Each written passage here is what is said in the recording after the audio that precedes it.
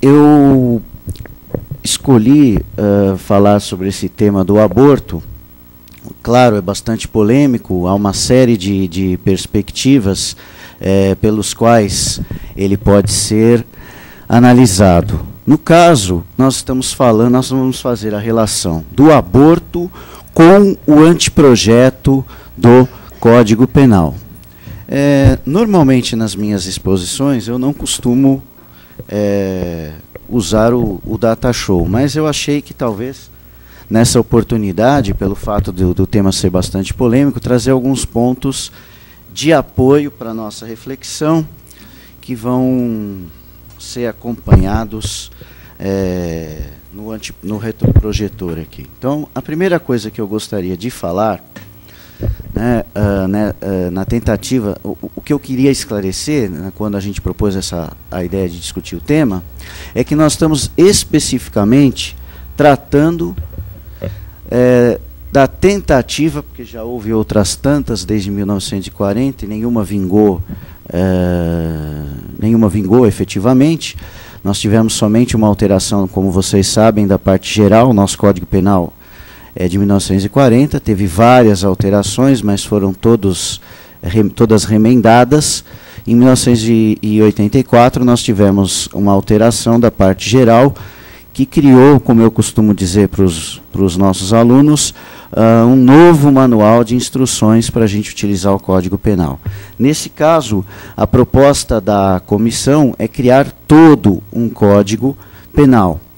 E, como vocês sabem também, o anteprojeto está pronto agora, foi entregue no último dia 27 de junho para o presidente do Senado, onde vai iniciar a sua tramitação. Quando o capítulo dos crimes contra a vida foi elaborado pela primeira vez para a comissão, houve uma audiência pública que se realizou aqui no Salão do Tribunal de Justiça. Houve uma série de propostas, o Congresso também recebia propostas pelo site, muita gente enviou isso, né? Mas acabou saindo uma redação que foi apresentada inicialmente aqui, ou melhor, no Tribunal de Justiça, e se discutiu, né? E também foi noticiado que a comissão apresentava alguns pontos que diferenciavam o anteprojeto da atual legislação que nós possuímos, né? A primeira coisa que a gente deve ter cautela quando trata de um tema dessa natureza é evitar justamente posições reducionistas ou pontos de vista pré-concebidos. A ideia de preconceito ou preconceito, na verdade, tem bem a dizer com isso, né? Chegar numa discussão com um ponto de partida tão fixo que a gente não consegue observar os argumentos daqueles com quem nós estamos dialogando. Então, a primeira coisa que nós devemos fazer, é claro que nós só podemos nos aproximar de qualquer discussão que seja a partir dos nossos pontos de vista. Só que nós devemos ter uma espécie de, vou chamar assim, jogo de cintura, ou melhor, uma certa abertura intelectual, uma certa abertura teórica, para que a gente possa dialogar com aqueles com quem nós nos propomos a fazê-lo, e mais ainda, ou recebermos as ideias e trabalharmos com essas ideias recebidas sobre nós, ou termos condições de apresentar os nossos argumentos e os nossos argumentos serem trabalhados também pela pessoa com quem nós dialogamos, né? Para acompanhar esse debate, nós temos uma questão. Normalmente a questão que a gente vê até na mídia que eu chamei de questão comumente proposta, é a seguinte: você é a favor ou contra o aborto? Quando o professor Luiz Roberto Barroso entrou no Supremo com a DPF, que recebeu depois o número 54, e versava sobre o julgamento da anencefalia, ele costumava dizer, obviamente houve muita divulgação, né? Foi um tema bastante polêmico, a decisão só ocorreu esse ano, foram acho que 5 ou 6 anos de discussão com audiências públicas e tudo mais. Ele dizia: ninguém é a favor ou contra o aborto, todos são contra o aborto. O que se é, e aí vem a proposta da minha questão, você é contra ou a favor da criminalização do aborto? Nós estamos discutindo a criminalização do aborto, né? Quando a gente faz essa proposta, duas correntes normalmente se opõem. Aliás, no direito, infelizmente, a gente tem uma mania de estudar o direito, dizendo que existe uma corrente, depois vem a corrente oposta, e aí surge uma corrente mista que mistura as duas ideias. É um movimento hegeliano meio mal feito, né, que nós nos acostumamos a falar, mas não é bem assim que as coisas acontecem no plano teórico. Nesse tema do aborto, não é diferente. Nós temos posições reducionistas, que colocam a discussão, como vocês podem observar, em dois polos.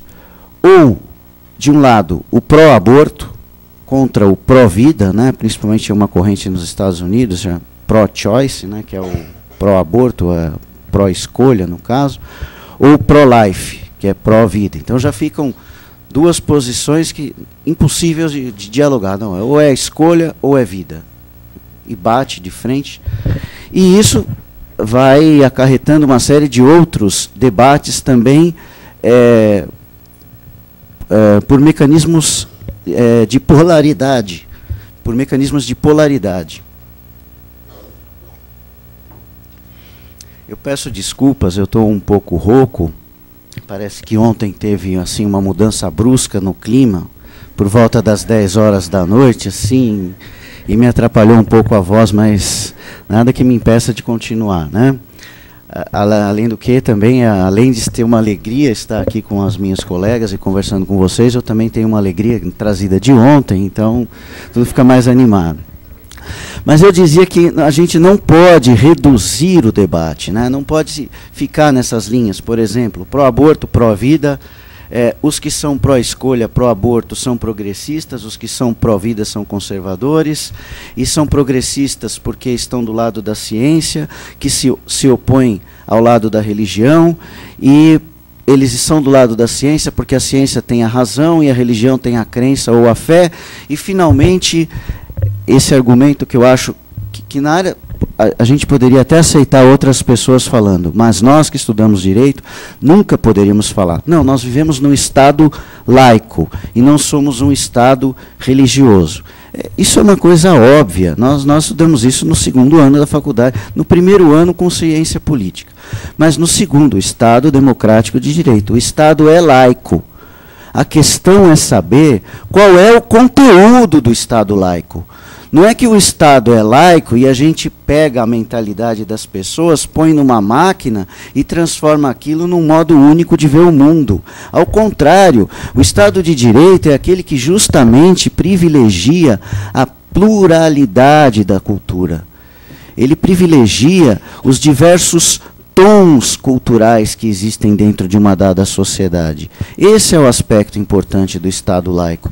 Não é porque o Estado é laico que nós temos que aceitar certas posições ditatoriais. Ao contrário, é no Estado laico que a gente tem possibilidade de dialogar. Num Estado fundamentalista, seja baseado numa falsa premissa de fundo religioso, que não é verdadeira, né, o que se esconde é tema de poder, seja qualquer outro argumento, mesmo científico, de caráter totalitário, nós não temos condição de dialogar. É aquilo e acabou. Quem dialoga e vai contra, sofre. Quando se verifica essa redução no debate, nós acabamos aí, já na nossa área, sofrendo as consequências se nós não nos ativermos ao que está sendo discutido. Então, normalmente, nós também temos dois polos na questão, que são os argumentos decorrentes e que se confrontam em formas bipolares, né? O primeiro deles fica no plano dos direitos subjetivos. Nós estaríamos, segundo essa ideia reducionista, diante do direito de decidir da gestante, do direito de escolha, em face do direito à vida, do direito ao desenvolvimento daquela figura, né, que seria o embrião ou o feto, que muitos questionam até a ideia de se conceder a ele o estatuto de ou ser humano ou vida, né, atribuir a ele o estatuto de ser vivente.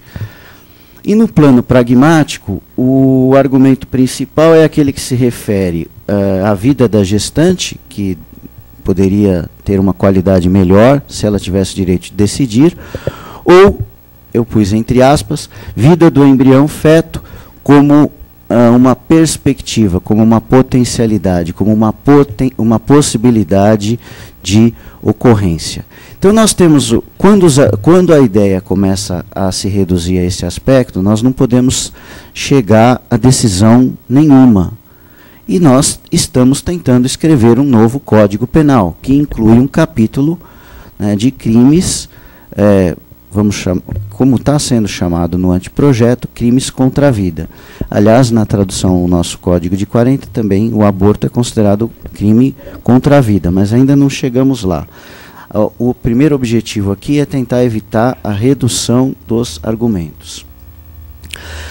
O principal argumento contra a criminalização do aborto, que a gente pode ler em diversos livros que dizem que o aborto não deve ser crime, é que existe um risco de vida para a gestante quando ela pratica o aborto inseguro. E aí eu coloco que o aborto inseguro é aquele praticado sem amparo médico, né? E isso é atestado por um índice, cuja sigla é RMM, é razão de mortalidade materna, né? Que é muito elevado mundialmente.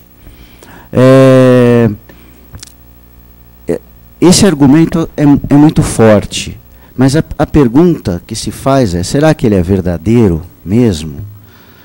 Eu fiz uma pesquisa e acabei descobrindo o seguinte. Primeiro, a partir da própria ONU, né, que lançou esse ano, em maio desse ano, o relatório de tendências da mortalidade materna.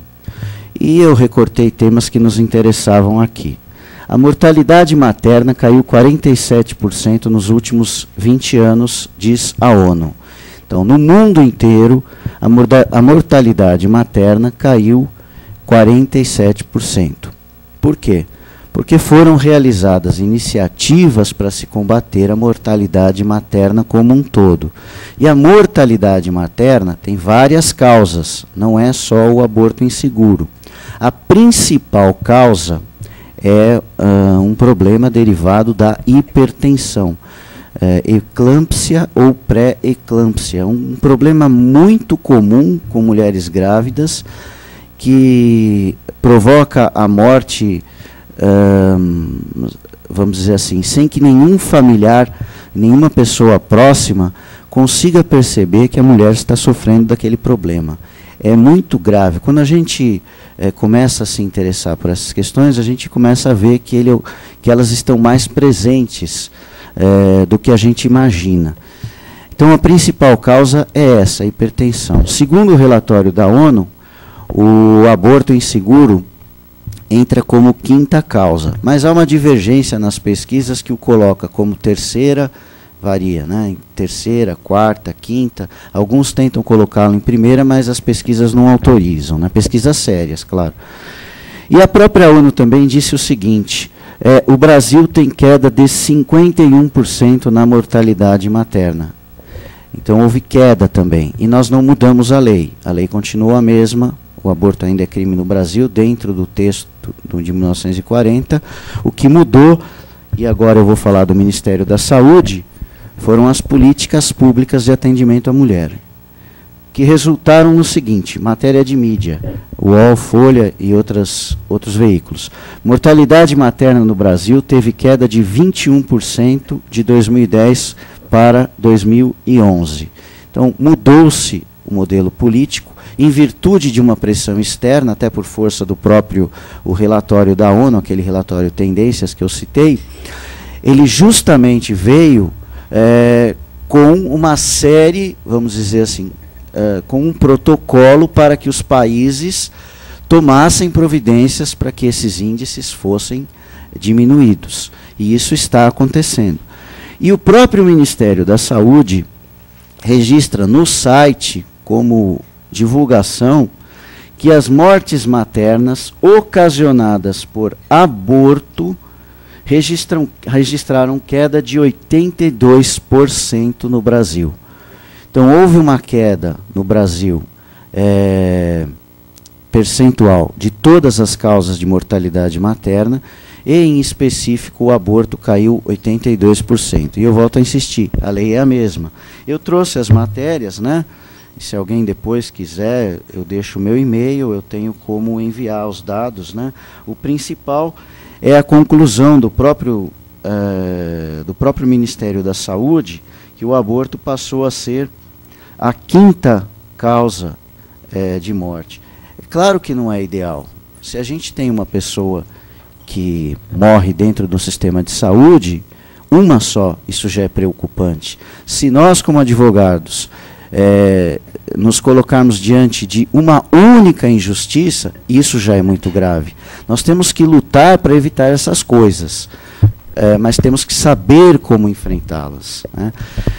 Em paralelo a essa divulgação, encontrei pesquisas científicas, uma delas realizada no Chile. E eu escolhi essa porque o Chile é um país que ainda o aborto é proibido em todas as circunstâncias. Não existe nenhuma causa de exclusão de ilicitude com relação ao aborto no Chile. E mesmo assim, uma pesquisa feita numa universidade séria, foi publicada nessa revista, na revista digital PLOS ONE, que é uma revista científica mundialmente considerada. O nome do artigo é esse nome bem extenso que está aí: Nível de Educação das Mulheres, Instalações da Saúde Materna, Legislação sobre o Aborto e Mortalidade Materna. Um experimento natural no Chile, desde 1957 até 2007. Então foi feita uma pesquisa séria nesses anos, e uma das conclusões, não é a única, né, é um documento longo, claro que eu fiz um recorte naquilo que interessava para a nossa exposição, é que a mortalidade materna diminuiu, segundo os cálculos, mesmo criminalizado o aborto. E também uma outra pesquisa, essa brasileira, chamada Mortalidade Materna no Brasil, o que mostra a produção científica nos últimos 30 anos. Também são várias conclusões. Uma delas é que as complicações pós-aborto compareceram em pequeno percentual, de 5% a 15% na maioria dos estudos. Então, o que comprova isso? Está tudo bem no Brasil? Não, não está. Nós vivemos num momento de crise da saúde. As mulheres morrem por uma série de circunstâncias. O índice de mortalidade materna ainda está elevado. Não é que está tudo bem, não está tudo bem. Mas nós temos que entender que mesmo com a causa talvez esse argumento de risco contra a vida, da forma como ele é colocado por uma visão reducionista, não nos ajude a compreender o problema. Por que não ajuda? Porque toda a gravidez, segundo os manuais médicos, toda a gravidez, eu acentuei o toda, como vocês podem ver, tem uma série de riscos, uma série. Primeiro, a postura. A mulher perde o centro de gravidade, há uma alteração acentuada no equilíbrio, na acomodação, há uma requisição extraordinária de grupos musculares que normalmente não são demandados, isso provoca dores. Ocorre um fenômeno chamado deambulação, que é uma forma alterada de caminhar, que o pessoal costuma dizer que é o caminhar do ganso, né? A mulher perde um pouco a forma de caminhar. E a fadiga acentuada e dores também acentuadas nas regiões cervicais e lombares. Há uma alteração gigantesca no metabolismo, a ponto dos manuais médicos chamarem a situação de gravidez de parasitismo verdadeiro. A criança é um parasita, aquele ser, não vou chamar nem de criança, nem nesse momento, nem de feto, nem de embrião. Aquele ser é um parasita, ele retira retira material alimentar da mulher. Então a mulher, quando está grávida, ela convive com um parasita. Biologicamente, seria, se fosse só biológico ou fisiológico, seria impossível para a mulher conviver com a gravidez. A mulher é uma heroína cada vez, sempre, na nossa sociedade principalmente. Mas mais ainda, quando fica grávida, porque a situação é muito complexa. Há uma demanda acentuada de glicídios, lipídios e aminoácidos, principais grupos alimentares. Esses que a gente tenta controlar o tempo todo para ficar em forma, para poder entrar nas roupas e tal. Há uma demanda acentuada, a mulher perde muito. E do outro lado, por outro lado, há um aumento da taxa de colesterol, ou seja, tudo que é ruim. Há uma retenção excessiva de líquidos, a mulher incha. Há também a ocorrência frequente de anemia causada pela deficiência de ferro. Mais ainda, no sistema cardiovascular, há aumento do débito cardíaco, há alterações significativas de pressão. O sistema sanguíneo, a diluição de células hemácias dos glóbulos vermelhos, há uma anemia fisiológica, que é diferente da anemia por deficiência de ferro. O sistema respiratório também sofre, há acúmulo de fluidos, a respiração é mais difícil, há a possibilidade de dispneia, que é a perda de ar. O sistema urinário sofre também, o fluxo renal aumenta ou diminui, e isso provoca ou aumenta a possibilidade de infecções. E também quanto ao sistema digestivo, né, as conhecidas náuseas, vômitos e um aumento da pressão intraabdominal. Todas essas causas, ou melhor, todos esses fatores estão nos manuais de medicina, são estudados, ocorrem em toda gravidez. A gravidez é um estado de risco, normal.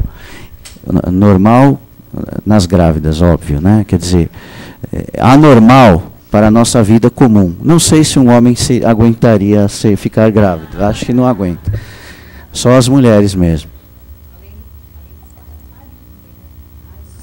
Isso eu não...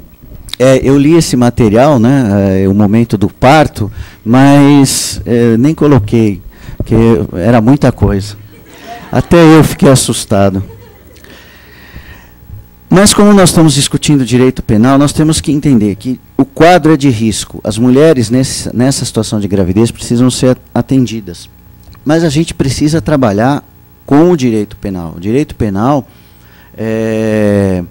que trabalha numa linguagem tradicional, com valores. Então nós temos que encontrar quais são as bases reais para se discutir a criminalização do aborto. A primeira delas é entender as finalidades do direito penal.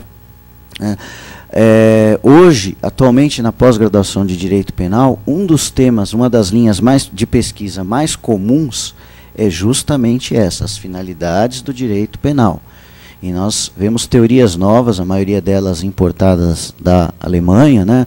A gente costuma dizer no direito penal o seguinte: os alemães criam as teorias, né, penais, os italianos sistematizam, os espanhóis traduzem e os brasileiros dão uma lidinha. Então nós estamos discutindo finalidades do direito penal. O que são essas finalidades? Quais são essas finalidades? Nós temos livros hoje que não começam estudando direito penal como teoria do crime, começam pela teoria da pena, porque é a partir daquilo que se pretende como pena, como sanção penal, que nós podemos ter um corpo, um quadro de delitos. Hoje em dia está em moda a teoria dos chamados bens jurídicos, para substituir a ideia moderna, né, da modernidade, do chamado dos valores, né, a questão dos valores, porque havia um conflito, né, no positivismo com o naturalismo, com o justnaturalismo. O justnaturalismo dizia que defendia valores e o positivismo defendia a norma, né? Então, como se combinariam valores e normas? Como a sociedade, a partir dos anos do século passado, né, anos 60, 70, movimento que começou com o final da Segunda Guerra, sofreu uma inflexão muito grande, a ponto de alguns autores falarem em pós-modernidade, vocês já devem ter ouvido falar nisso, a ideia de confronto entre norma e valor não se adaptava muito, né? Mesmo a teoria tridimensional do Miguel Reale não conseguia dar respostas para os problemas que nós estávamos enfrentando na área do direito. Então se criou a ideia de bem jurídico. Bem jurídico é um conteúdo, vamos dizer assim, é um conceito de conteúdo dinâmico. Trabalha com a noção de valores, mas trabalha com uma noção que hoje os autores europeus costumam chamar de cultura, né? A primeira problemática que ficou famosa com relação à cultura foi um texto do Freud, que é traduzido no Brasil, mal traduzido, como o mal-estar na civilização. Em inglês ele é pior ainda, porque ele é civilização e seu descontentamento. E o original alemão é o mal-estar na cultura. Tanto que hoje, agora que as obras do Freud entraram em domínio público, estão começando a outras traduções, há uma desse mesmo texto que o autor, respeitando essa expressão alemã, traduziu o mal-estar na cultura. E para quem se preocupa com essas questões, essa distinçãozinha, parece muito simples, não é, ela é profunda, né? E nós vamos ver por que ao longo da nossa exposição. O direito penal também apresenta um retrato do sistema cultural. E esse sistema cultural é um movimento constante, mas só que é um movimento que também para. Por isso que eu coloquei essa dialética, né? As expressões que eu melhor encontrei foram dinâmica contra cristalização de forças sociais complexas. Então, são forças sociais complexas. Mesmo os autores que se dizem de esquerda hoje, mesmo os sérios, né, autores sérios, eles entendem que foi superada essa ideia de simplesmente forças econômicas. São forças muito mais complexas do que simplesmente a dimensão econômica pode abarcar. São movimentos que hoje são traduzidos na cultura. Nós, como operadores do direito, muita gente não gosta dessa expressão. Por que operador do direito? Que coisa retrógrada. Eu gosto da expressão. Operador do direito, porque não é que nós operamos botões. Até porque, na verdade, no campo da informática, o operador é aquele que também trabalha com programas, não trabalha só como nós, com os aplicativos, numa plataforma já pronta. O operador de obra, é a mesma expressão, é ópera, obra, a mesma raiz, opus, do latim. E opus, obra, inclui um componente de criatividade. Nós, como operadores do direito, trabalhamos com modelos normativos, mas nós temos que ter criatividade para compreender como trabalhar com esses modelos normativos para além do normativismo, que hoje não dá respostas para os problemas que nós temos. E para resumir isso, eu coloquei a ideia de que nós temos que superar o chamado modelo burguês de direito. O modelo burguês nasce com o iluminismo, não tem nada a ver com revolução socialista. A ideia aqui, na filosofia, projeto burguês, quer dizer um movimento intelectual, principalmente intelectual, que gerou o iluminismo, que gerou a figura do burguês no século XVII, XVII, XIX, e que tem uma série de inflexões. Há um colega nosso, que é professor da USP, vai lançar um livro de sociologia do direito, está no prelo, e ele trata muito bem, em 3 capítulos, dessa construção da nossa modernidade. O Estado de Direito faz parte dessa construção do modelo burguês. E é muito interessante como ele influencia o direito penal. Tive a oportunidade de fazer um trabalho, escrever um trabalho sobre o chamado Plano de Legislação Criminal, que o autor é o Jean-Paul Marat. É do mesmo nível dos delitos e das penas do Beccaria, só que o Beccaria é muito mais conhecido. Jean-Paul Marat é menos conhecido, mas o trabalho dele teve muita influência. Ele era médico de formação e participou de um concurso para inscrever justamente um anteprojeto de Código Penal. Ele perdeu o concurso Mas, de qualquer maneira, ele escreveu isso em 1777. Em 1792, quando houve a discussão pós-Revolução Francesa, o texto dele entrou como material de discussão para a formação do Código de 92, lá na França, naquele momento. E se nós compararmos, simplesmente pegarmos o índice do Código do Marat, do Plano de Legislação Criminal, e compararmos com o índice do nosso Código, o índice de hoje, nós vamos ver que o modelo de fundo, o esqueleto, é quase igual, é praticamente igual. Ou seja, o nosso modelo de direito penal é o mesmo há quase 250 anos. Então, talvez seja por isso. Não é que o que é novo é melhor, não é isso. É que nós, como operadores do direito, temos que verificar a realidade cultural, verificar as situações com as quais nós nos defrontamos e buscar respostas para essas situações. E quando a gente analisa um modelo que se mantém o mesmo, quando a sociedade é diferente, nós não vamos conseguir encontrar respostas adequadas. Então, a necessidade de superar o modelo burguês de direito penal. Não significa a adoção de modelo marxiano, que o modelo marxiano também já foi superado, como eu falei. Os autores hoje têm uma posição diferente. O principal objetivo da discussão da superação do modelo burguês é esse que eu coloquei aqui embaixo. É também a superação da ideia de subjetividade e da categoria dos direitos subjetivos. Vocês vão falar, nossa, nós vamos acabar com os direitos subjetivos? Parece uma heresia isso, né? Mas a verdade é que só existem direitos subjetivos no momento em que a gente entende a existência da subjetividade. E subjetividade não é uma coisa que sempre existiu. Ela nasce junto com o iluminismo, ela nasce com a figura do Estado de Direito e ela produz a figura do homem e da mulher modernos. Ela produz a modernidade. A subjetividade é uma forma teórica de ver o mundo e de entender o ser humano. Hoje a filosofia é um dos principais problemas da filosofia. É um dos principais problemas, uma das principais discussões da filosofia hoje é a questão da subjetividade. Inclusive vou fazer o convite para vocês para 2 palestras. Uma no dia 17 de julho, da doutora Lúcia, que vai falar sobre terceirização do trabalho, que é um problema que ocorre também por causa da pós-modernidade. E uma no dia 18, que é sobre dignidade humana, justamente discutindo as bases filosóficas, que vai entrar nesse problema da subjetividade. É a subjetividade, se eu estou falando de dignidade humana, no modelo burguês, no Estado de Direito, eu tenho um modelo de dignidade humana. A nossa sociedade exige um outro modelo, e eu tenho que entender e encontrar qual. Para isso eu preciso entender o que é subjetividade. E o que é subjetividade? Subjetividade é entender o ser humano como o ser racional. Ah, o ser humano não é o ser racional? Não, não é o ser racional.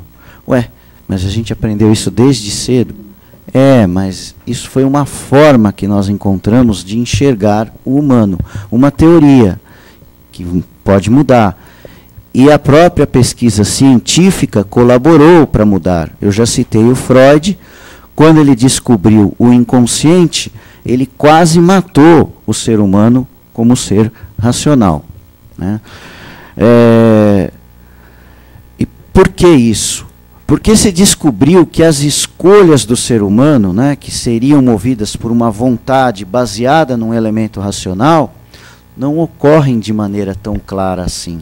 Há um forte fator desconhecido, esse tal inconsciente que o Freud chamou, há outras teorias hoje que tentam explicar isso, mas há um componente de irracionalidade que faz com que também nós tomemos as nossas decisões.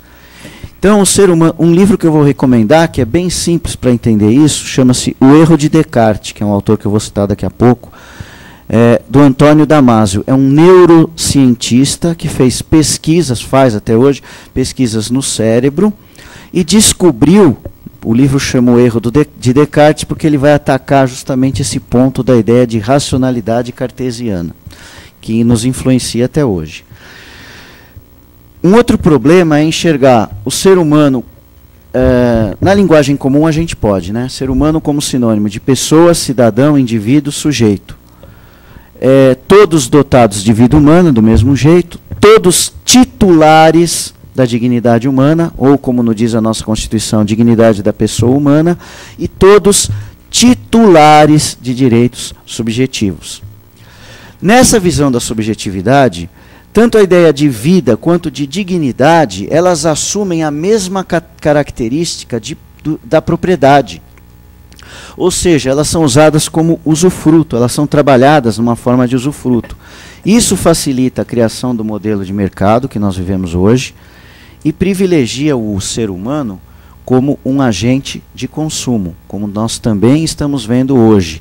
Quando se luta para se dar dignidade, né, quando falamos do mínimo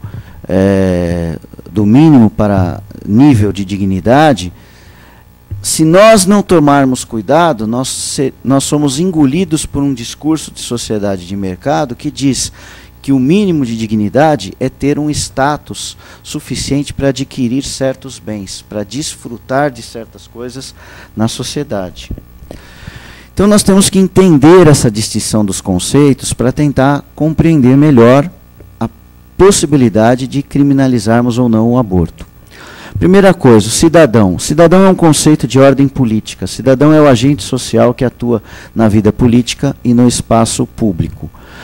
Pessoa. Pessoa é uma categoria do direito civil. É o ser dotado de personalidade. Personalidade, como a gente aprende nas aulas de direito romano, que hoje muitas faculdades não têm, vem de persona. No latim significava máscara, a máscara que os autores de teatro usavam para construir os personagens.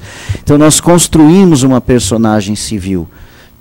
Nós não, na linguagem comum, nós somos pessoa, mas tecnicamente nós não somos o tempo todo pessoa. A pessoa é uma categoria do direito civil. E indivíduo. Indivíduo é a forma que a filosofia antiga via o ser humano. A filosofia antiga e medieval não via o ser humano como ser racional, o via como indivíduo. Indivíduo vem de indiviso, expressão latina, com U no final, eu errei, aí eu não corrigi.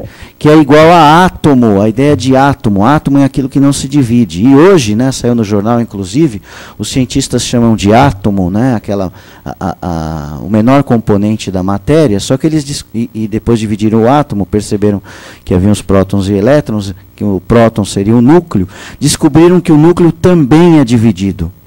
E ao que descobriram hoje, segundo noticiou o jornal, os cientistas estão procurando o que se chama partícula de Deus, né? Uma tradução para uma expressão de uma partícula, ou seja, não é nem matéria nem energia, partícula, algo que é uma outra categoria nova, portanto, no nível subatômico, exatamente. Essas pesquisas de nível subatômico influenciaram fortemente todas as ciências sociais. Aproveito para recomendar um filme, tem vários livros, mas vou recomendar um filme, chama-se Ponto de Mutação, que trabalha com a teoria dos sistemas, basicamente, mas tem outras teorias envolvidas, e que é a discussão entre uma professora de física, um político e um poeta. As três categorias, ciência, política e artes do humano. E o filme trabalha esse problema, a partir de como que nós devemos entender o ser humano, como é que nós podemos agir politicamente de outra forma, né? O indivíduo é aquele ser que tem uma totalidade de compreensão de si mesmo.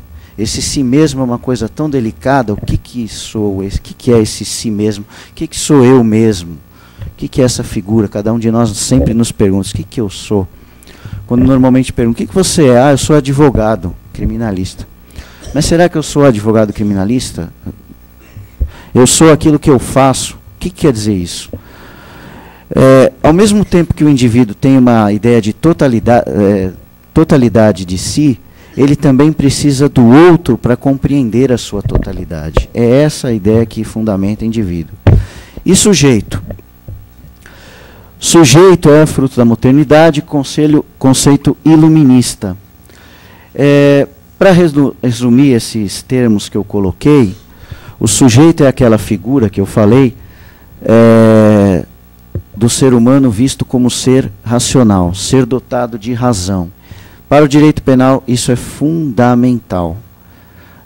Tanto que nós não punimos, né, o agente que não pode expressar a sua vontade ou o agente que supostamente não tem a sua razão desenvolvida. É uma das grandes discussões do debate do chamado maioridade penal, né?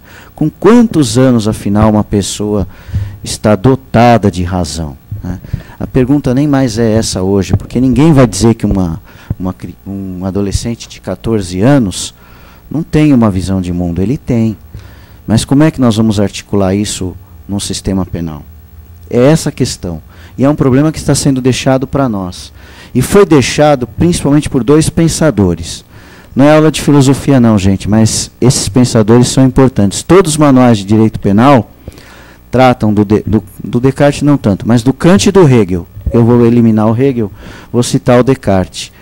Por quê? Porque o Descartes é o cara que monta a ideia de subjetividade e Kant é o cara que constrói a ideia de sujeito.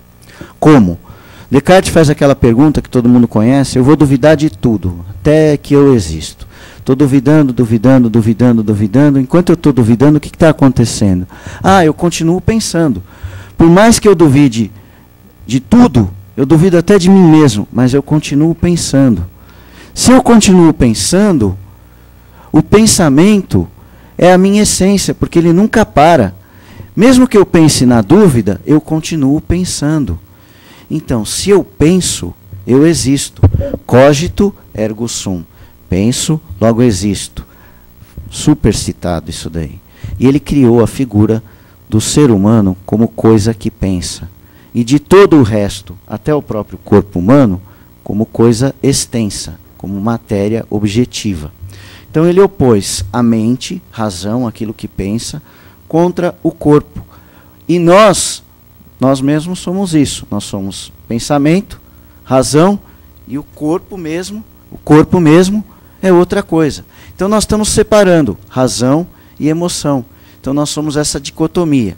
Como a razão, segundo esses pensadores, é mais importante, a emoção sempre tem que ficar de lado. E uma dos argumentos que se usa quando se trata dessa discussão do aborto, né, aqueles que defendem uma das posições reducionistas do direito de decidir, dizem que a mulher não teria direito de decidir porque ela não é um ser plenamente racional, ela é um ser emocional. Graças a Deus que ela é um ser emocional, muito mais que os homens.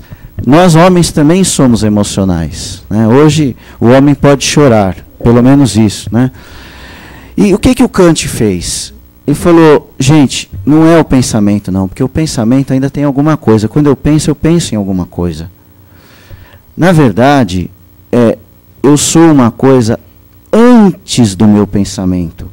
Eu sou uma unidade que tem a capacidade de pensar. Eu não vou pensar em nada, mas eu tenho a capacidade de pensar. Quando eu descubro que eu tenho essa capacidade de pensar, eu crio um ponto, né, que sou eu, no mundo, que posso viver sem tempo, sem espaço. Eu vivo num mundo que o Kant vai chamar de nômeno, que vai se opor dos fenômenos. Ou seja, um campo super abstrato que vai se opor ao campo da experiência. Gente, isso no direito penal ocorre direto. Se vocês pegarem as sentenças dos juízes aí, quando a gente vai analisar uma conduta, qualquer que seja ela, o juiz analisa o verbo, como se o verbo, a ação, existisse isolada no mundo. E depois ele vai unindo, como se fosse uma conta lógica. Não sei se vocês já viram sentenças que o juiz não tem muita segurança do que ele está fazendo. Ele divide até em tópicos, né? Trabalha as elementares do crime dessa maneira kantiana. Kant tem um livro sobre direito, chama Metafísica dos Costumes. A segunda parte é a doutrina do direito. E ele vai falar justamente como o ser humano é o ser racional, né? No nosso caso, do que nos interessa, O ser racional é aquele que age movido pelo que o Kant chamou de imperativo categórico. Quando você fala isso numa aula de filosofia do direito, tem gente que até desmaia.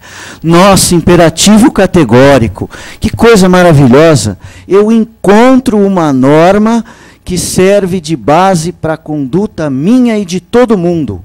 Eu tenho que agir de forma que a minha conduta seja o exemplo dos outros. Como que eu vou ser exemplo dos outros? Não sei. O Kant disse que podia, e a gente acreditou. E tem gente que acredita até hoje que é possível para o direito penal funcionar como exemplo. Direito penal não serve de exemplo, gente. A lei também é um imperativo. Lembra que muitas vezes em ED a gente estuda a lei como imperativo normativo? E o ilícito? O ilícito é uma conduta desviada da razão. O cara que comete crime é um anormal. A conduta é fruto de vontade, como elemento lógico, no caso do causalismo, a escola causalista, ou ontológico, no caso da escola finalista. Quer dizer, esse ontológico, que está integrado na ação. É por isso que se deslocou, o finalismo deslocou. Na culpabilidade, para o causalismo, você fazia uma análise do dolo e da culpa como elementos lógicos, né? Ou tem vontade ou não tem vontade, ou liga ou desliga. No finalismo, não. A vontade é deslocada da culpabilidade e é colocada no próprio tipo penal dentro do verbo. É a causa que movimenta a ação, pela vontade, ainda pela vontade, né? A ideia de vontade do sujeito está presente aí. E a culpabilidade? A culpabilidade se perde tanto, né? Perde tanto o sentido, que alguns até a eliminam do estudo do direito penal. Não vamos estudar a culpabilidade. Não precisa. Ela não faz parte do conceito analítico de crime. O criminoso é o agente irracional e a sanção penal funciona como mecanismo de retribuição. A função principal do direito penal seria estabelecer exemplos para evitar a irracionalidade. E a gente vai ver as chamadas escolas da criminologia crítica, né, que se baseiam, não é no pensamento marxiano, não, é no pensamento da escola de Frankfurt.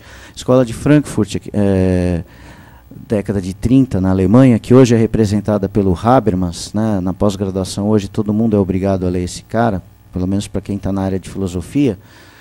Na área do direito penal também, nós temos dois, o Roquessin e o Jacobs. Eles também foram influenciados por essa escola.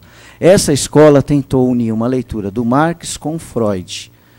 E para buscar os elementos, vamos chamar assim, que reduzem a condição humana em sociedade. E aí a gente vê esse discurso da opressão, aquela ideia do Foucault, que está no Vigiar e Punir, essa ideia do criminoso ser considerado como ser anormal, que não é verdadeira, né? Por que não é verdadeira? Porque a ação humana é extremamente complexa. Nem os neurocientistas que estudam o cérebro conseguem entender como é que o ser humano toma decisões. Há uma série de fatores que ninguém consegue esclarecer, ou pelo menos até hoje não foram esclarecidos com a clareza necessária, para saber o que leva, por exemplo, um ser humano a dar um tiro no outro. Normalmente se diz que criminalidade está ligada à pobreza. Mas se a gente for ver no nosso país, né, que há uma cultura de preservar, vamos dizer assim, principalmente nas artes, há uma preocupação com o que uns autores chamam de estética da pobreza, né? Você vê filmes sobre pessoas da favela, os filmes que fazem, por exemplo, um dos filmes que representou o Brasil internacionalmente, Central do Brasil, versava sobre uma discussão sempre como uma pessoa que é oprimida, né? Só que essa ideia é um pouco superada, porque hoje, segundo a própria mídia, as classes C e D têm acesso ao consumo. E o crime hoje não é praticado por gente pobre. Tráfico é um crime organizado. A organização do tráfico faz inveja para muitas empresas. Eu acho que os traficantes podiam até ganhar dinheiro paralelamente fazendo palestra. Como organizar a sua empresa? Copie o nosso modelo. Inclusive o código de ética deles é super rigoroso. Lá também não tem exemplo. Errou, adeus. Já era. Não tem exemplo. Não tem perda de tempo. É uma realidade nua e crua. E a gente, na teoria, lá, entra na sala de aula, tem que ficar ouvindo o Roxin, o Jacobs, que são teorias importantes. São teorias do chamado pós-finalismo, que ainda apresenta correntes muito diversas. Os europeus estão perdidos. A maior parte dos países europeus, com a União Europeia e com essa crise de confronto com culturas diferentes, como, por exemplo, a Alemanha com os turcos, os franceses e os italianos com os países, com pessoas, com cidadãos vindos dos Países Baixos, etc., eles estão enfrentando essa questão de choque de cultura, não sabem como lidar. Um dos discursos nessa última eleição francesa dizia, o tema principal era como se comportar com relação aos estrangeiros. Os franceses estavam com medo de perder o emprego para os estrangeiros, né?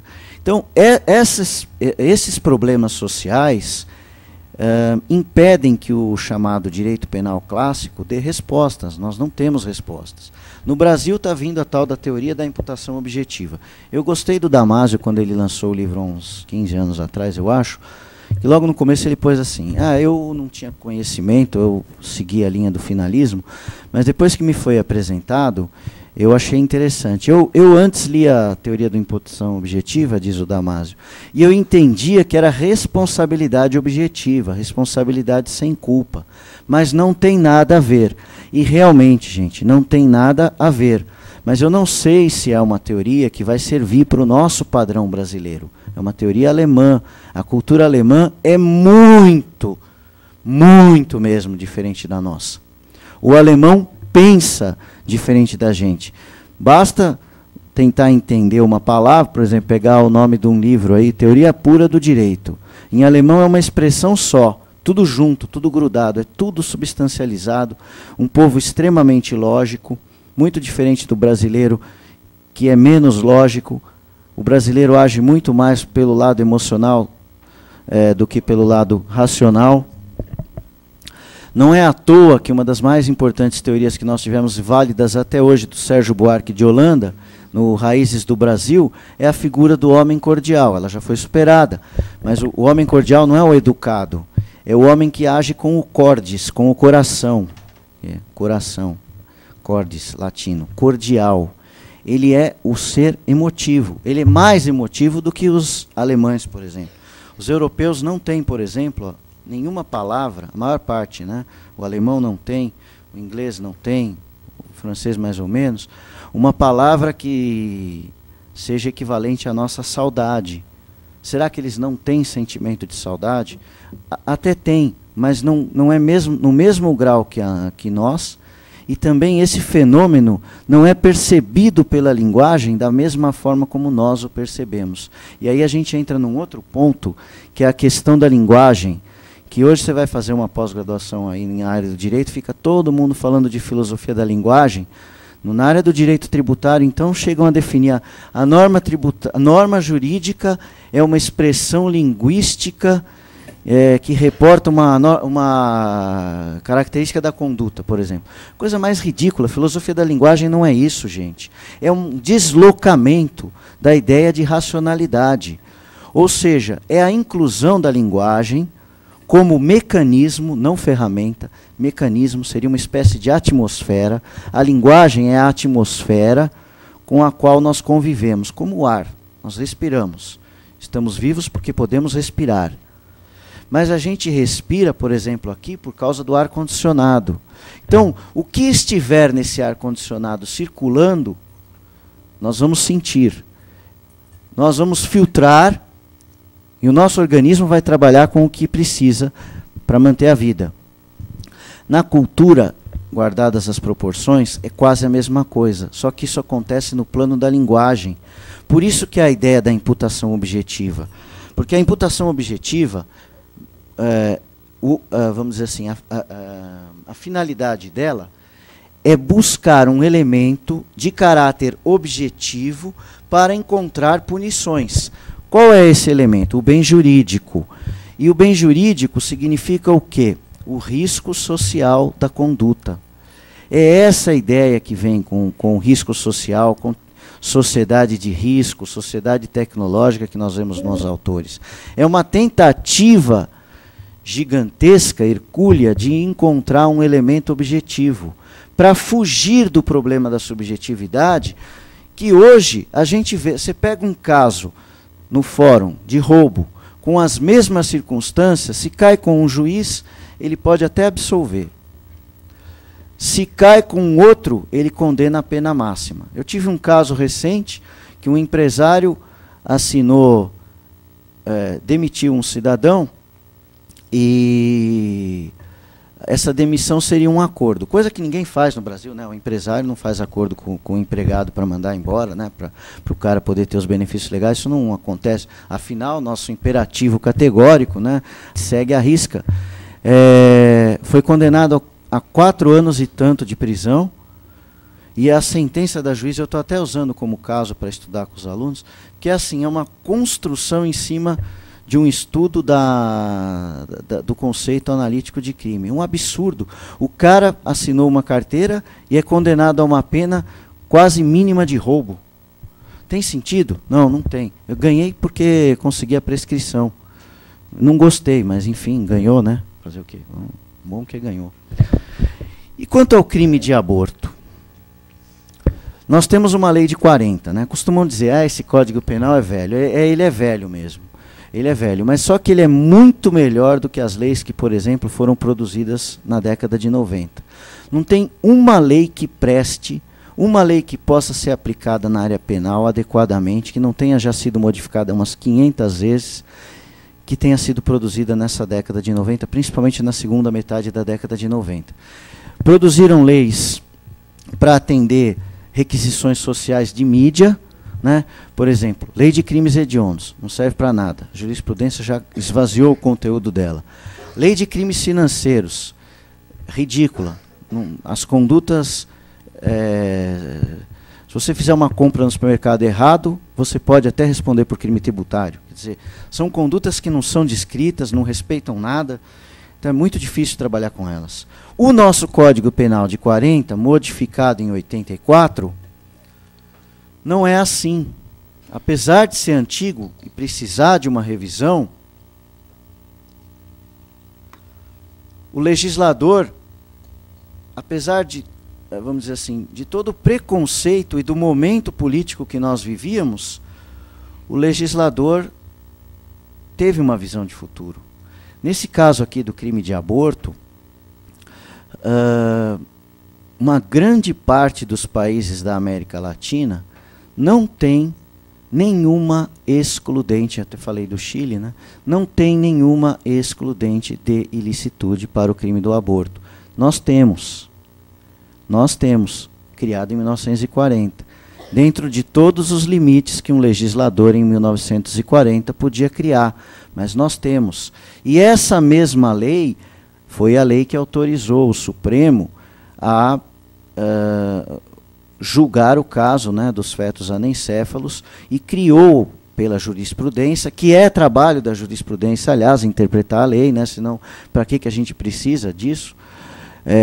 A lei sempre não vai ser clara nunca, principalmente num país como o nosso, de dimensões continentais, né, cultura super divergente. É um milagre que a gente fale a mesma língua, porque na Itália você tem uma língua oficial que tem que ser oficial, porque dependendo de, por exemplo, né, na Itália, dependendo de cada lugar, você tem dialetos, e o que vale é o dialeto. A língua oficial é só para comunicados, para comunicação fora. Com relação ao aborto, a sociedade brasileira como um todo, nós podemos ter posição na mídia, talvez seja até algum dia tema de novela aí, porque quando coloca na novela a discussão vem à tona, né? Essa questão do aborto. Mas não é uma posição pacífica a aceitação da prática do aborto. Não é. As pessoas, quando você começa a pesquisar o tema e vai para outros lugares, São Paulo é muito plural, mas você vai para outros lugares, a visão é muito diferente, gente. O pessoal enxerga isso como algo errado. Não importa por quê, se é fundo religioso, se é fundo cultural, se entende que é pecado, se é cientificamente incorreto. O fundo não importa nesse momento. O que importa é esse retrato de verificar que o aborto ainda é crime. É considerado socialmente como crime. Por isso mesmo que a própria comissão, como a gente vai ver um pouquinho mais para frente, manteve a criminalização do aborto. Mantiveram. Nós vamos ver em que circunstâncias. Agora, nós convivemos também com causas de excludente de ilicitude. Excludente de ilicitude é algo que existe no direito penal e no nosso código, na parte geral. Então, os casos clássicos, né, os dois casos clássicos, estado de necessidade e legítima defesa. Quando nós estamos falando de uma gestante, que, como nós vimos, está numa situação de risco o tempo todo, a lei brasileira diz, nesse momento, se for... Já vou passar para aqui para a gente fazer a comparação, né? Fica mais fácil. Nós temos o quê? No que nos interessa na nossa discussão, a criminalização do aborto com relação à gestante. A gestante sofre um risco, como nós vimos. A nossa lei diz o quê? Provocar aborto em si mesma ou consentir que outrem lhe provoque, né? Detenção de 1 a 3 anos. Esse é o código atual. A redação do anteprojeto é quase idêntica. Provocar aborto em si mesma ou consentir que outrem lhe provoque. Só que reduziu a pena. Detenção de 6 meses a 2 anos. Se transformou. É crime? É crime. Mas é um crime de menor potencial ofensivo. Isso significa que socialmente é um crime, mas é um crime que atinge a sociedade num risco percentual reduzido. Por isso, de potencial ofensivo reduzido. Aliás, essa lei 90/99, ela nasce da ideia da teoria da imputação objetiva também, né? A grande inovação no que tange a nossa exposição aqui é a discussão das chamadas causas excludentes. Na nossa redação, como eu falei, entre parênteses, né, causas excludentes, na redação atual, porque não vem esse título, diz o seguinte: não se pune o aborto praticado por médico. Esse não se pune, alguns entendiam que era uma liberalidade dada ao juiz para evitar a punição, ou seja, não se impunha a pena, era uma condição de punibilidade, era uma condição de imposição de pena. Mas não é, porque se nós formos analisar a circunstância em termos efetivos, como uma realidade efetiva, a situação que defronta e que exige a aplicação dessa, ou melhor, que gera a produção dessa não punibilidade, ela se configura como uma causa de exclusão de ilicitude. Então, existe a tipicidade.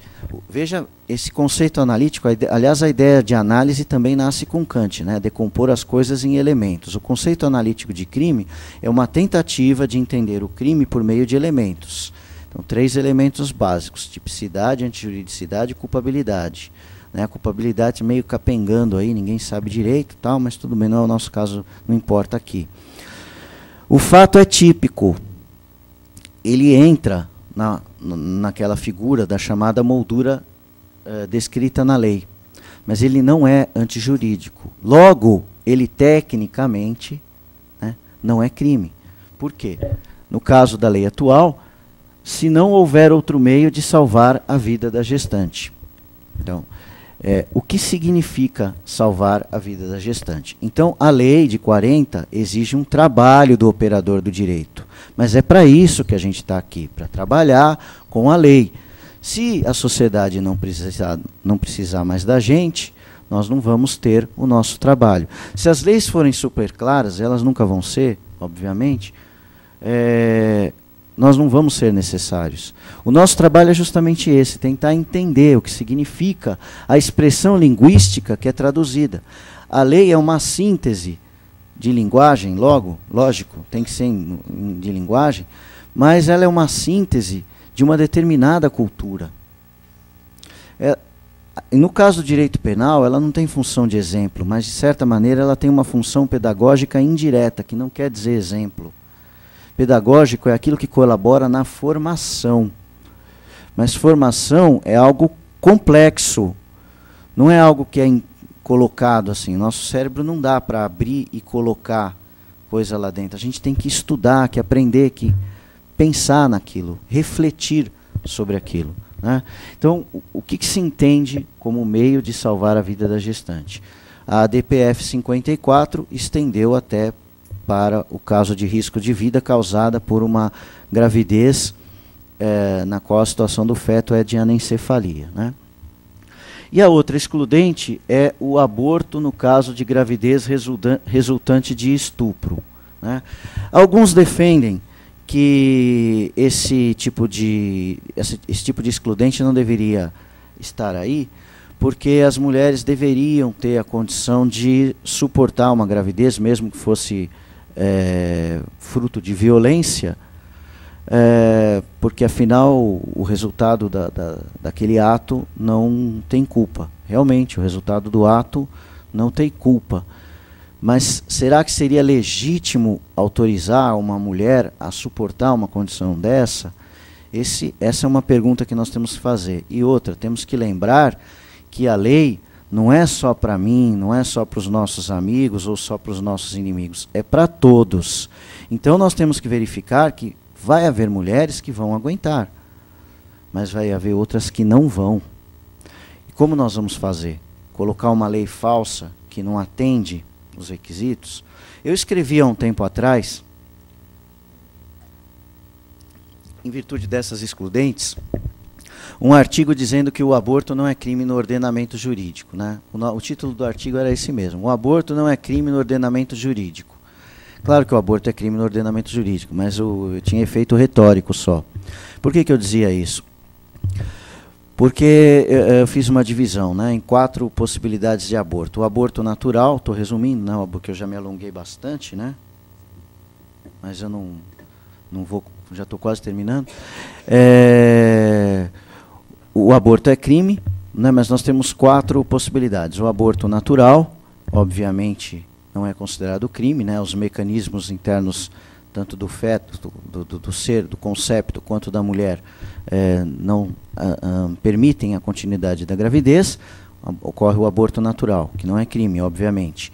Depois nós temos o aborto necessário ou terapêutico, que é esse para salvar a vida da gestante, também não é crime.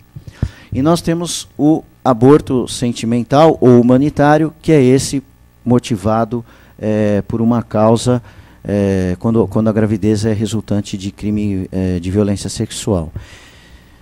Então nós temos 3 casos em que o aborto não é crime na lei brasileira. E nós temos um caso que ele é crime. Qual é o caso que o aborto é crime? Eu denominei, me baseando em alguma doutrina, na ideia de socioeconômico. O aborto socioeconômico é aquele em que a mulher não enxerga condições sociais ou não tem condições econômicas para suportar a gravidez. É aquela gravidez que possivelmente a mulher se envolve com um parceiro que a abandona, uma gravidez não planejada, uma gravidez de uma relação quebrada, enfim, uma gravidez em que a mulher se vê como um ser isolado no mundo, que se vê como um sujeito racional que não sabe como decidir. Só que justamente o individualismo nasce da figura do sujeito. O crime do aborto, que eu chamei de socioeconômico, ocorre por força do individualismo. Porque no momento em que mais a mulher precisava de apoio, ela não encontra. E nesse momento, desamparada, ela vai buscar socorro de uma medida extrema, que é a interrupção da gravidez, que é eliminar aquilo que para ela, naquele momento, diante das circunstâncias dela, é um inimigo. Agora a pergunta é, se nós estamos verificando que o aborto ainda é considerado crime, né, porque atinge um ser, né, alguns que, vamos dizer assim, defendem a descriminalização, entendem que partem para um argumento dizendo que aquele ser é algo, eu já até vi isso, um ser é algo que não existe, não tem vida humana, não é ser humano. Então entram na discussão do conceito de vida. É importante porque nós estamos no capítulo dos direitos à vida, né? E só que se nós formos analisar de uma perspectiva não mais iluminista, né, numa perspectiva que nós estamos de certa forma vivenciando hoje, não é à toa que nós sediamos a Rio+20 com uma perspectiva de pensamento ecológico, ou seja, num pensamento em que trabalhe a natureza e a relação humana com a natureza de uma outra maneira, eu não vejo muita legitimidade em se pensar que se dê o nome que se queira dar ao produto da concepção, seja embrião, seja feto, seja concepto, seja ser ou seja nada, como algo que não existe. Porque há uma realidade quando a mulher fica grávida. A realidade é sentida nela. E a tecnologia, inclusive hoje, permite-se verificar qual é a realidade que ocorre naquele ser. Então nós temos uma existência. Então, a ideia de vida, numa visão sistêmica, e aqui eu estou me baseando no Edgar Morin, dentre outros pensadores, podia citar o Bauman também, que agora está bem na moda. A ideia de vida é uma ideia que traduz uma noção de processo vital. Né? O que é vida em termos de substância, matéria? Não sei. Não sei nem se é uma matéria mesmo. Né? Matéria, energia, partícula, sei lá. Mas é algo que tem uma realidade. Tem uma realidade, inclusive, autônoma. Mas aí objetam. Mas ele vive no corpo da mulher. Sim, mas nós vivemos no corpo do planeta. É uma analogia meio estranha. Mas nós precisamos, o que eu quero dizer com ela, é que nós também precisamos de um ambiente adequado para sobreviver. Se cortarem o ar dessa sala, ninguém vai sair daqui. Nós precisamos de um ambiente para viver. Por isso essa preocupação ambiental. Aquele ser precisa de um ambiente para viver. E ele, como nós vimos, vive quase como um parasita. Então, o que une uma gestante ao feto, como nós podemos concluir, é a ideia de que não é uma relação biológica, é uma relação de afeto complexa. E essa relação de afeto tem que ser trabalhada. Se a mulher correr riscos, ela tem que ser plenamente atendida. Tanto que nós vimos que quando houve pressão internacional, os organismos de saúde do nosso país trabalharam para reduzir o risco, e a lei nem mudou. E ao que parece, né, com relação à criminalização do aborto, ela vai continuar sendo crime. A diferença mais polêmica, e é o que parece, é o que a comissão queria fazer, discutir todos os temas polêmicos, eu não sei se isso é possível, mas eles tentaram, é dizer, né, que há crime, como nós lemos anteriormente, e aí colocaram exclusão do crime, deixaram claro que é uma causa excludente, né, essas do futuro artigo 128. Colocaram assim: se houver risco à vida ou à saúde da gestante. Eu vou ler todas, depois eu comento. Se a gravidez resulta de violação da dignidade sexual ou do emprego não consentido de técnica de reprodução assistida. De comprovada a anencefalia ou quando o feto padecer de graves e incuráveis anomalias que inviabilizem a vida independente, em ambos os casos atestados por 2 médicos.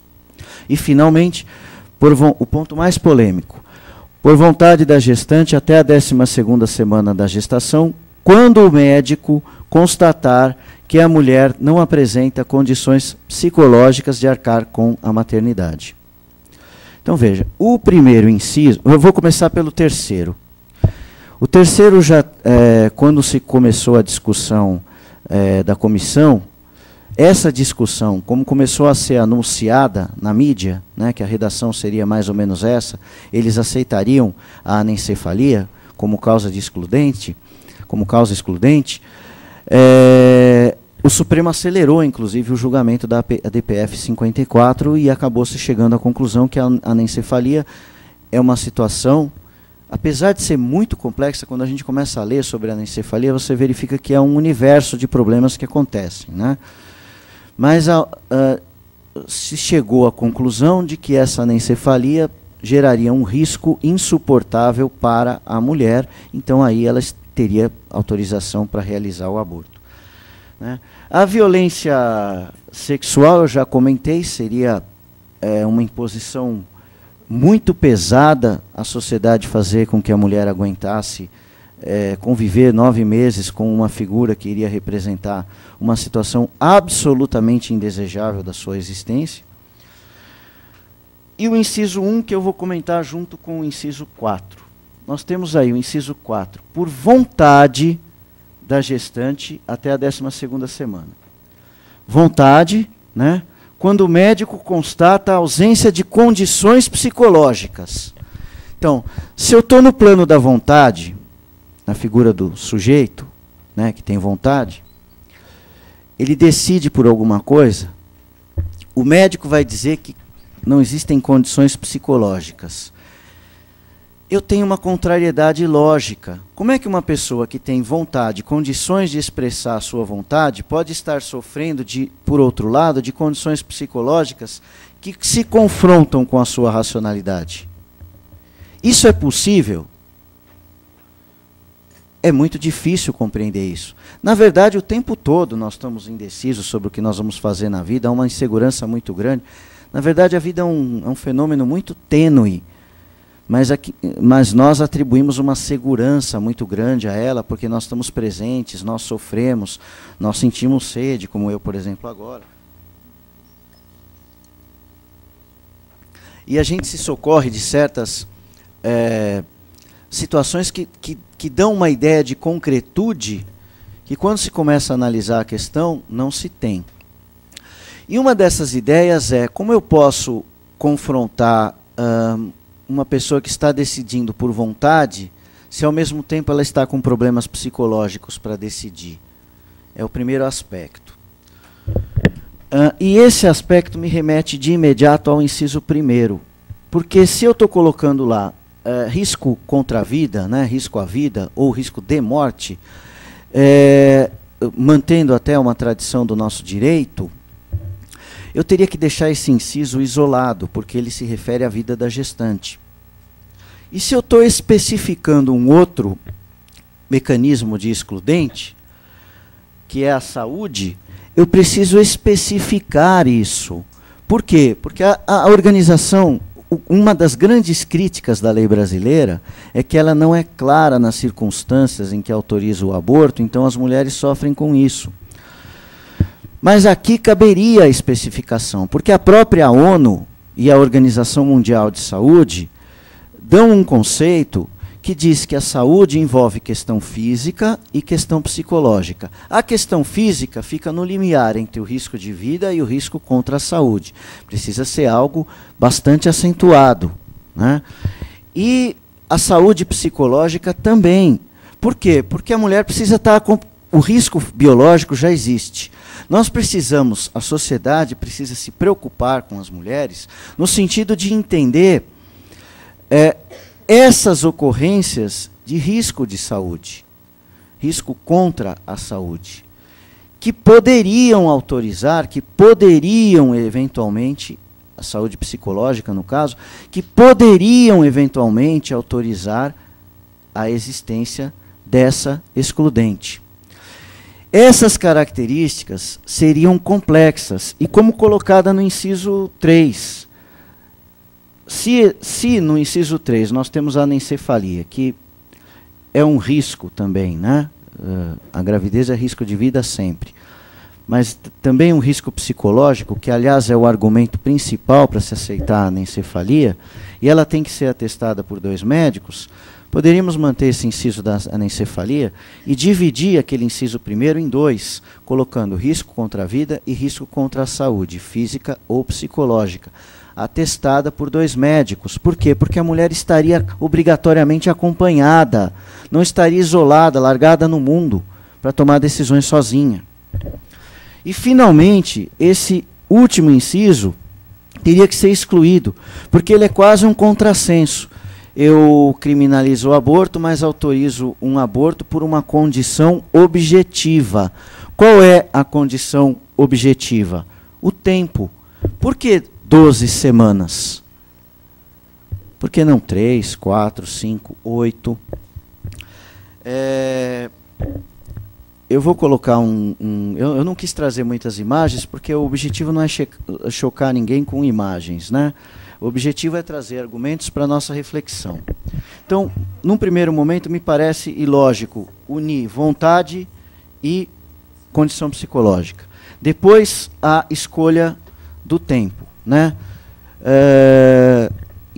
Claro, eu estou falando que nós vamos voltar ao modelo burguês, porque o que esconde esse inciso 4? Quando eu coloco uma questão objetiva, e a mulher se coloca naquela posição do que eu chamei de aborto socioeconômico, a autorização desse aborto simplesmente privilegia o modelo burguês, sob a máscara de proteção da individualidade feminina. Não, a mulher ela tem a possibilidade de escolha. Mas que condições em que condições psicológicas ela vai escolher? E quando você começa a acompanhar essa literatura que fundamenta o pensamento, toda ela está baseada numa ideia de dignidade. Mas quando eles explicitam a dignidade, é justamente o seguinte, porque naquele momento ela não tem condições, porque ela quer planejar a gravidez, porque aquele relacionamento não é o desejado.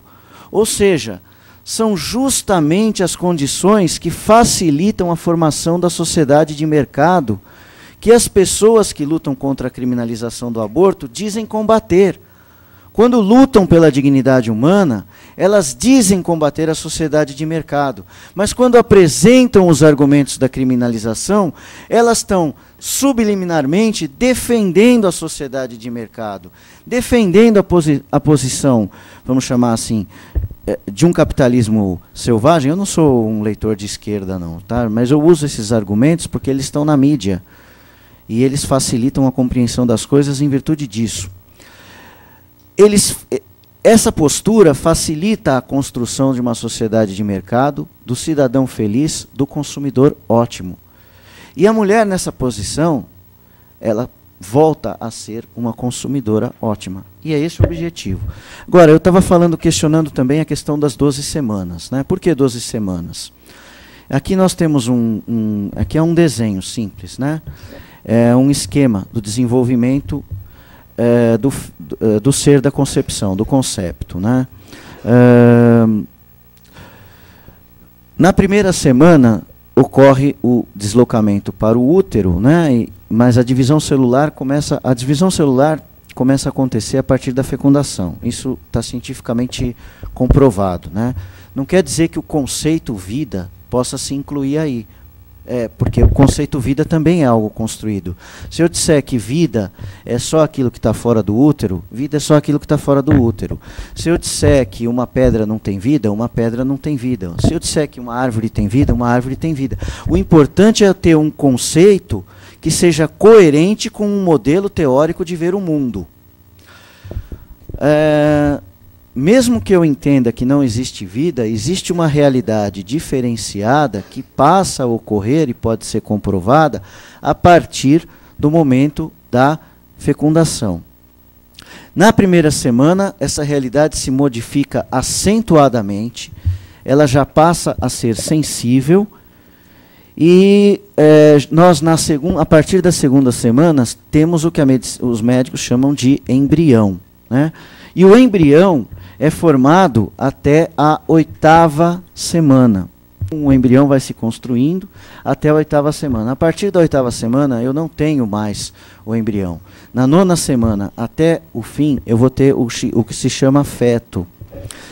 E esse esquema também é estudado por um outro gráfico, o gráfico do Carnegie, né, os estágios de desenvolvimento humano, que trabalham até a 8ª semana. Essa última figura, aqui no canto direito, embaixo, é a figura que se apresenta o embrião na 8ª semana. Ele tem quase, a medicina fala isso, né? O embrião já tem quase todas as estruturas formadas na 8ª semana. E ele já adquire praticamente a figura humana.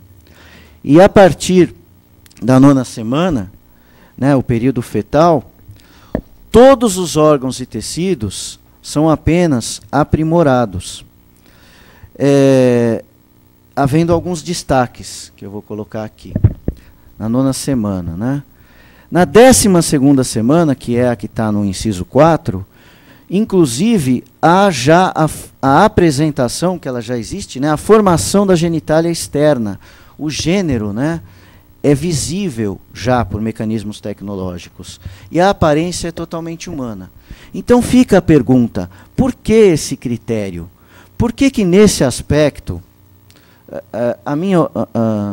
assim, dentro do que a gente vê no direito penal brasileiro, que muitas vezes age em resposta à posição divulgada pela mídia, à posição do que se convencionou chamar de politicamente correto, a comissão meio que foi levada a fazer isso e atender a essa ideia de colocar um mecanismo de vontade em confronto com um mecanismo psicológico, porque há um certo receio, né, que se eles dissessem que é só vontade, eles estariam descriminalizando o aborto até a 12ª semana, então não podiam fazer isso. Colocaram um período de 12ª semana, não há argumento científico para que esse período seja de 12ª semana, há outros argumentos de outra ordem, né? Mas aí a gente tem que verificar uma certa coerência. E eles mantiveram, eles criaram esse inciso a partir daí. A grande discussão agora vai ser, será que o nosso legislativo vai aceitar essa parte do Código Penal nesses termos? Nós, como leitores da sociedade, todos nós operadores do direito, devemos ter a sensibilidade de tentar compreender o que se passa na sociedade para poder dar respostas a ela. Eu vou fazer uma previsão. Pelo que a gente tem visto nas soluções adotadas para outras legislações, outros mecanismos de legislação penal, possivelmente não vai passar esse inciso 4 dessa maneira. Mas o que é pior é que talvez, se a discussão não for bem colocada, nós vamos retomar o problema de nós termos, se não passar o inciso dessa forma, de nós termos voltado a um modelo conservador, o que eu acho que não é o objetivo de nenhuma legislação. E, ao contrário, talvez, se nós discutirmos efetivamente quais as condições de excludente, nós poderemos encontrar respostas adequadas à nossa sociedade e encontrar um Código Penal que dê respostas também necessárias ao que nós precisamos. Essas eram as minhas considerações, eu agradeço a atenção de todos.